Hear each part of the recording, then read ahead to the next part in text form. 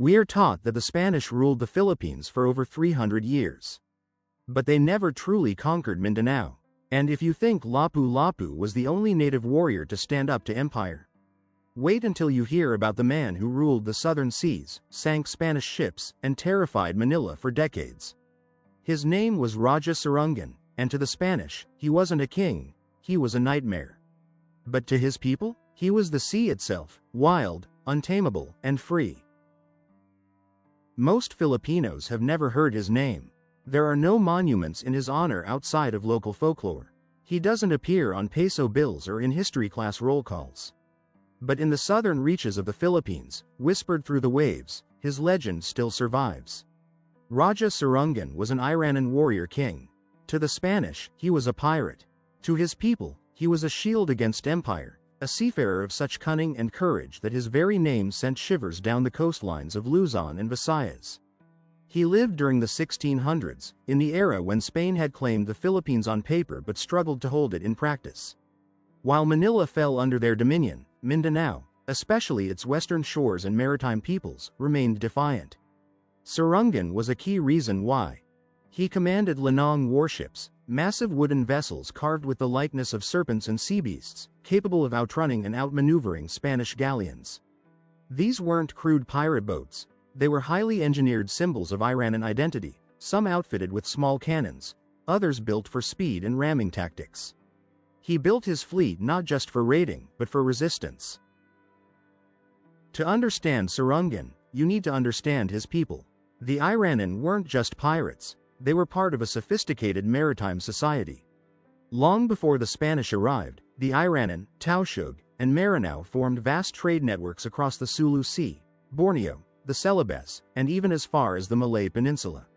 They had their own forms of governance, their own faith in Islam, and a martial code that elevated naval warfare to an art. Their warships were not an act of desperation, they were a cultural expression.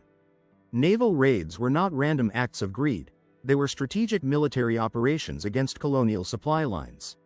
When the Spanish referred to them as Moro pirates, it was more than a label, it was propaganda.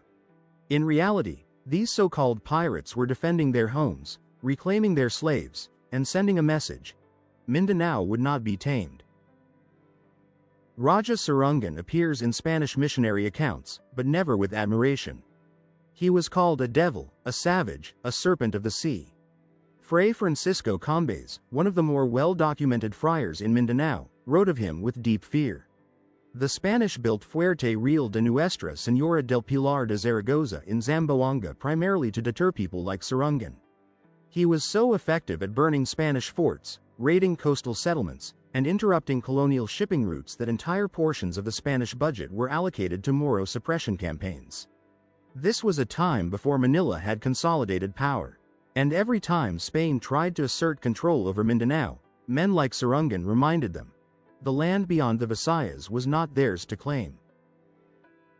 One of Sirungan's most celebrated military feats was a series of coordinated raids on Zamboanga, a stronghold Spain had hoped would choke off Muslim resistance in the south. Sirungan struck with precision. His forces waited for storms, attacked by night, and used intimate knowledge of the coastline to disappear into the mangroves. Spanish reinforcements from Manila were constantly delayed or outmaneuvered. The local militia, poorly trained and unfamiliar with the terrain, often fled before battle. Sirungan's raids weren't just military, they were psychological warfare. Entire communities in Mindoro, Palawan, and Cebu lived in fear of his war cries echoing through the night. These weren't mindless attacks, they were deliberate and calculated, part of a wider effort to make Spanish rule untenable. The Spanish were a land-based empire trying to dominate an archipelago with 7,000 islands. That's like trying to conquer water with a sword. Raja Sirungan and his contemporaries understood this. They used the sea as a weapon. Where the Spanish built forts, Sirungan built movement. Where the Spanish drilled infantry, he trained mariners. His people didn't need castles, they had coral reefs, secret ports, and the currents on their side. Every time Spain tried to project power from their galleons, they found themselves too slow, too cumbersome, and too rigid to respond to guerrilla-style naval warfare. The Iranun war code included tactical feints, deceptive ship formations, and even psychological attacks. such as burning Spanish flags on captured ships and sailing them past other garrisons. While Sirungan was a sea general, his land counterpart was Sultan Cudarod, ruler of the Mindanao Sultanate and one of the greatest statesmen in Filipino history. Together, they formed a powerful military alliance. Cudarod provided manpower and strategic planning from the inland sultanates. Sirungan delivered swift naval strikes and supply line disruption. In 1634, the Spanish launched a massive campaign to break this alliance. It failed. Sirungan's fleets struck at precisely the right moment, coordinating with Cudarod forces to encircle and devastate the colonial troops. This was not a spontaneous resistance, it was a formalized, Islamic-led anti-colonial movement decades before similar resistance appeared in Luzon. Their partnership was based on mutual survival, shared faith, and absolute refusal to be colonized. Raja Sirungan should be a household name. So why isn't he? Because history is written by victors, and in this case, by colonizers. The Spanish had no interest in immortalizing a pirate who humiliated them. American colonial educators later sanitized Philippine history by elevating select Christian, peaceful heroes like Rizal, while downplaying indigenous and Muslim resistance. In textbooks, Mindanao was often portrayed as lawless, rebellious, or violent. Leaders like Sirungan were branded as pirates, never patriots. The education system has long separated Filipino history from Muslim history, creating a false divide. Sirungan's exclusion wasn't accidental, it was strategic. Yet, the story survives. In Mindanao, particularly among the Iranun and Maritime, Sirungan is remembered in oral tradition. His name is carried in songs, chants, and coastal stories passed down by boatmen and elders. His legacy is found in the way Filipino Muslims continue to assert their identity, protect their autonomy, and question the national narrative that often erases them.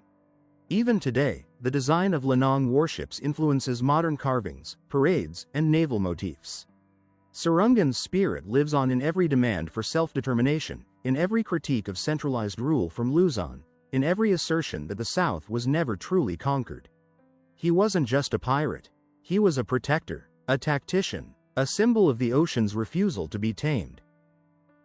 For 300 years, Spain ruled most of the Philippines, but never Mindanao. That wasn't an accident. That was men like Raja Sirungan.